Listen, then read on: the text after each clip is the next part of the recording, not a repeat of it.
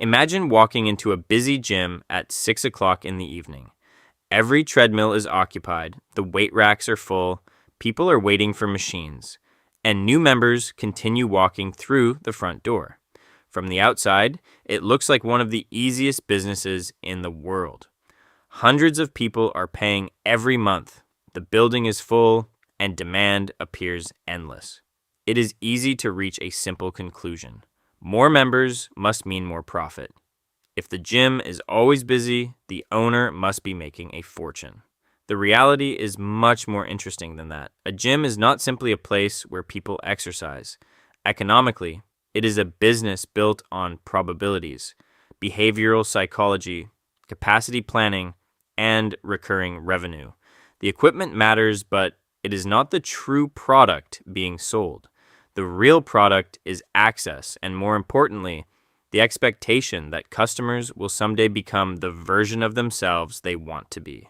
The economics of owning a gym begin with one unusual fact. Most customers pay far more often than they actually visit. Think about that for a moment. Imagine opening a restaurant where half your customers paid every month, whether they ate there or not. Or owning a hotel where guests continued paying even when they stayed home. Those businesses would barely need to worry about daily demand because revenue would already be secured. A gym operates much closer to that model than most people realize.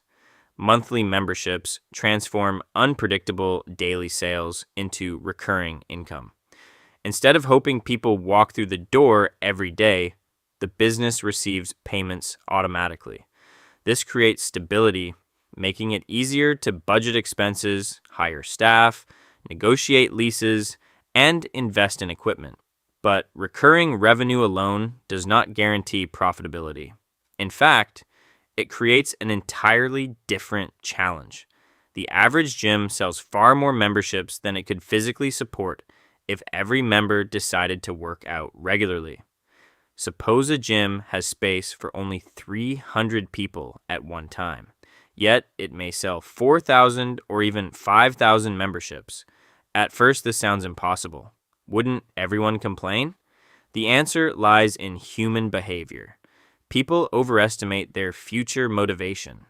January arrives, and thousands promise themselves this will finally be the year they become healthier. Memberships surge. The parking lot fills for several weeks. Then work becomes busy, motivation fades, schedules change, and attendance slowly declines.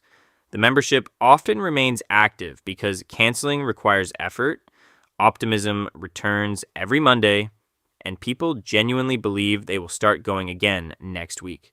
This is not fraud. It is simply the interaction between subscription economics and human psychology. The gym owner understands something most members do not. Selling access is very different from selling usage.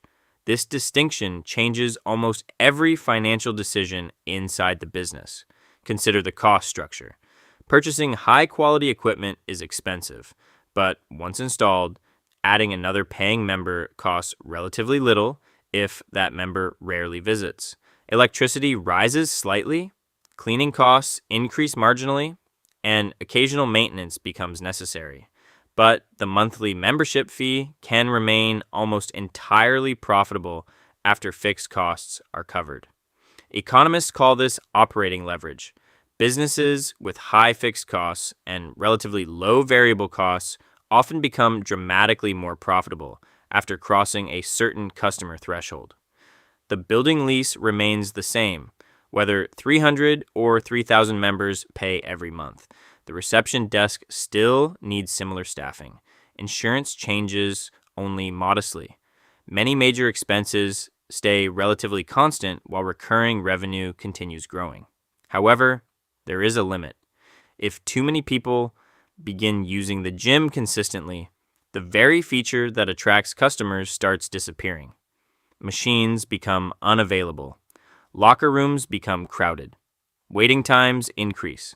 The customer experience deteriorates, leading to cancellations and poor reviews. This creates an unusual balancing act. A successful gym does not maximize attendance. It maximizes membership while carefully managing attendance. That sounds contradictory until you recognize that these are two completely different numbers. Attendance creates costs, membership creates revenue. The ideal business keeps both in balance. Behavioral economics plays another surprisingly important role. Most people purchase gym memberships because they are buying a future identity rather than immediate utility. They are investing in the possibility of becoming healthier, stronger, more confident, or more disciplined. In economic terms, the purchase satisfies present emotions while promising future benefits. That explains why January is often the strongest sales month across the entire industry. New Year's resolutions temporarily increase people's willingness to invest in self-improvement. Marketing campaigns align perfectly with this psychological moment because motivation naturally peaks after symbolic fresh starts. By contrast, attendance usually begins falling long before memberships do. Another fascinating economic force appears when examining pricing. Many new gym owners believe lowering prices will automatically increase profits because more customers will join. Sometimes the opposite happens. Lower prices attract members who often visit more frequently because they seek maximum value from their purchase. Meanwhile, premium gyms charging significantly higher monthly fees may actually experience lower daily usage despite generating more revenue per member. Higher prices influence customer behavior as much as they influence revenue. This is why luxury fitness clubs often focus on atmosphere, design, premium amenities, wellness services, and exclusivity, rather than simply filling every available square meter with equipment. Their business model depends less on maximizing volume and more on increasing average revenue while maintaining a comfortable experience. Location also changes everything. A neighborhood gym serving local residents experiences very different attendance patterns than one located inside a business district. Residential gyms become busiest before work and during evenings. Corporate locations may fill during lunch breaks. University gyms follow academic calendars. Tourist areas experience seasonal demand. Understanding these patterns determines everything from staffing schedules to equipment purchases. Even machine selection becomes an economic decision. Every square meter inside the building has an opportunity cost. If one treadmill occupies space that could instead generate higher revenue through functional training equipment or group classes, keeping that treadmill becomes financially inefficient regardless of how expensive it originally was. Successful owners constantly evaluate how each area contributes to long-term profitability. Then there are personal trainers. At first glance, they appear to provide an additional service. Economically, they often transform the business. Personal training generates higher margin revenue while simultaneously increasing member retention. Someone meeting a trainer 3 times each week is far less likely to cancel than someone relying entirely on self-motivation. This changes customer lifetime value dramatically. Instead of earning monthly membership fees alone, the business now benefits from recurring coaching income, stronger customer relationships, and longer retention periods. Retention is one of the most important numbers in the entire industry. Acquiring new customers is expensive. Advertising, promotions, referral incentives, and introductory offers all reduce short-term profitability. The longer members stay, the more valuable each original acquisition becomes. This is why many gyms invest heavily in onboarding experiences, community events, mobile apps, progress tracking, and challenges. These are not simply customer engagement strategies. They are economic strategies designed to reduce cancellations. Small improvements in retention often create disproportionately large increases in long-term profit. Competition adds another layer. Unlike businesses selling unique inventions, Gyms compete in markets where customers can easily compare prices, equipment, convenience, cleanliness, and atmosphere. As a result, differentiation becomes essential. Some gyms specialize in bodybuilding, others focus on families, boutique classes, rehabilitation, women's fitness, premium experiences, or 24-hour access. Each positioning attracts different customer psychology, different attendance patterns, and different financial dynamics. Technology continues changing the economics as well.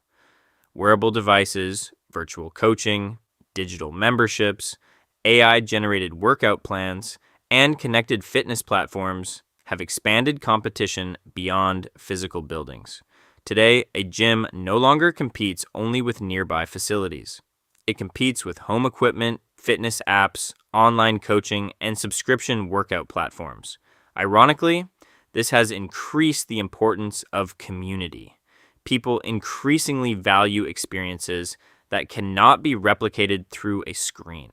Motivation from training partners, accountability, group energy, and social interaction remain powerful competitive advantages for physical gyms. Ultimately, owning a gym is far less about selling exercise equipment than it is about understanding human behavior. The weights, treadmills, and mirrors are visible assets, but the invisible systems determine financial success. Recurring revenue creates stability. Capacity planning protects customer experience. Pricing shapes behavior. Retention compounds profitability. Psychology influences attendance more than motivation alone.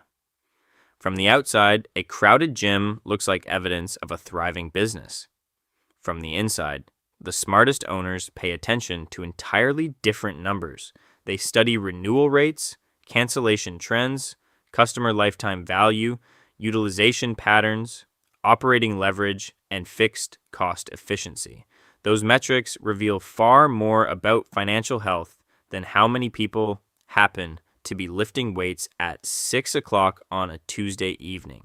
In the end, the economics of owning a gym offer a broader lesson about modern business itself. The most successful companies rarely sell only physical products. They design systems around predictable human behavior, recurring relationships, and long-term incentives.